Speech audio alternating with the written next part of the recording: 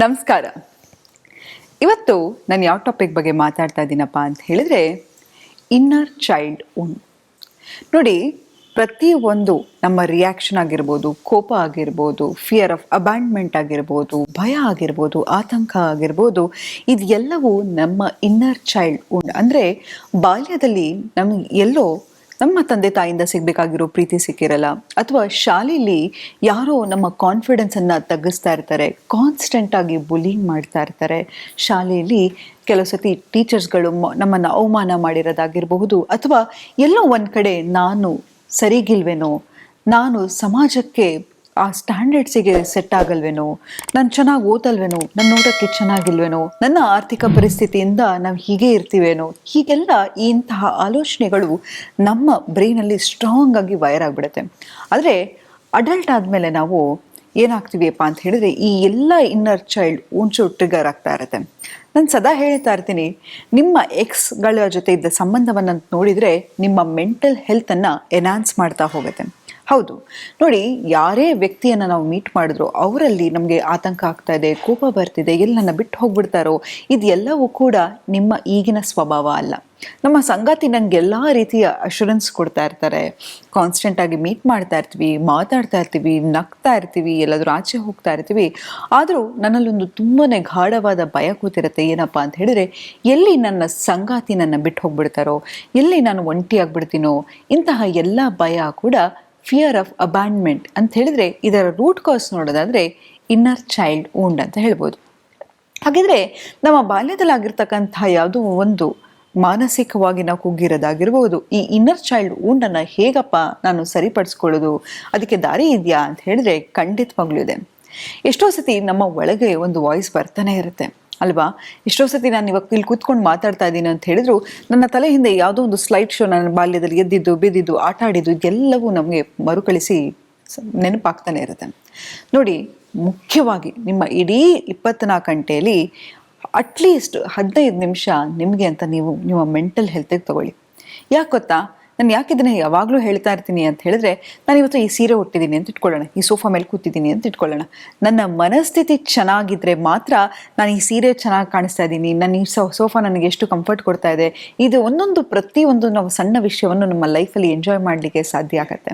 ಅದೇ ನಮ್ಮ ಮಾನಸಿಕ ಸ್ಥಿತಿ ಸರಿಗಿಲ್ಲ ಅಂತ ಹೇಳಿದ್ರೆ ಕೋಟಿ ಇದ್ದವನು ಕೂಡ ನೆಮ್ಮದಿ ಇಲ್ಲದೆ ಇರೋದನ್ನು ನಾವು ಕೇಳಿದ್ದೀವಿ ಅಲ್ವಾ.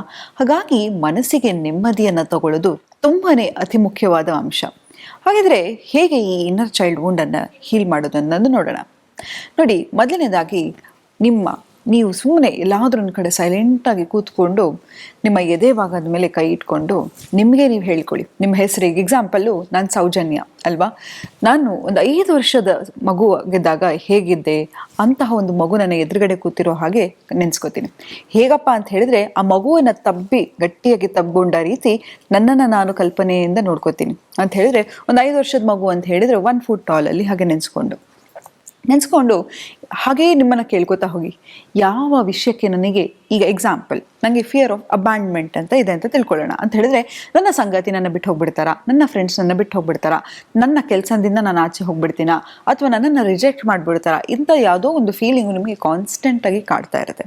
ಕೆಲವು ಸತಿ ಎಷ್ಟರ ಮಟ್ಟಿಗೆ ಹೋಗ್ಬಿಡ್ತೀವಪ್ಪ ಅಂತ ಹೇಳಿದ್ರೆ, ಯಾವಾಗಲೂ ನಾನು ಹೇಳ್ತಾನೆ ಇರ್ತೀನಿ, ಪ್ರೀತಿಗಾಗಿ ಅಂಗಾಚಿ ಭಿಕ್ಷೆ ಬೇಡೋದಾಗಿರ್ಬೋದು, ನನ್ನನ್ನು ಬಿಟ್ಟು ಹೋಗಬೇಡ ಅಂತ ಬೇಡೋದಾಗಿರ್ಬೋದು, ಇದೆಲ್ಲವನ್ನು ನಾವು ಮಾಡ್ತಾ ಇರ್ತೀವಿ ಗೊತ್ತಲ್ವಾ. ಅದು ಯಾತಕ್ಕಪ್ಪ ಅಂತ ಹೇಳಿದ್ರೆ ನಿಮ್ಮ ಇನ್ನರ್ ಚೈಲ್ಡ್ ಉಂಡಿಂದ. ಹಾಗಾಗಿ ನಿಮ್ಮನ್ನು ನೀವು ಕೇಳ್ಕೊಳ್ಳಿ.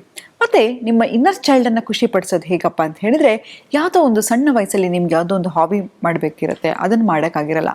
ಆ ಹಾಬಿನ ರಿವಿಸಿಟ್ ಮಾಡಿ, ಹಾಡೋದಾಗಿರ್ಬೋದು, ಕ್ರಿಕೆಟ್ ಆಡೋದಾಗಿರ್ಬೋದು, ಯಾವುದು ನಿಮ್ಮ ಚಿಕ್ಕ ವಯಸ್ಸಲ್ಲಿ ನಿಮಗೆ ಮಾಡೋಕ್ಕಾಗಿರಲಿಲ್ಲೋ ಅದು. ಮತ್ತು ಜೋರಾಗಿ ಮಂದಹಾಸದಿಂದ ನಗ್ತಾ ಇರಿ.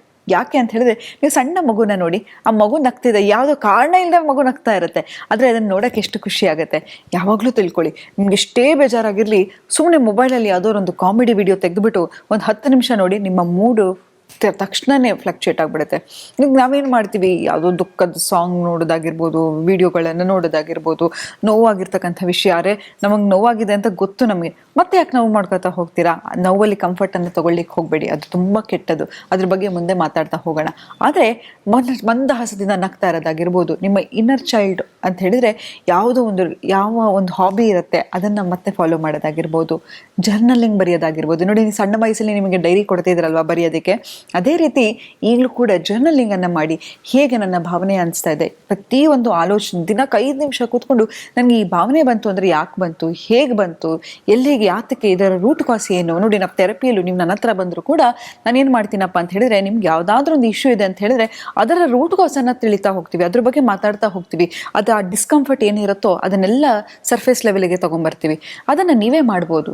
ಹಾಗಾಗಿ ಇಂತಹ ಒಂದು ಅಂಶಗಳನ್ನು ನೀವು ಪರಿಗಣಿಸಿದರೆ ನಿಮ್ಮ ಇನ್ನರ್ ಚೈಲ್ಡ್ ವುಂಡನ್ನು ಹೀಲ್ ಮಾಡ್ಬೋದು.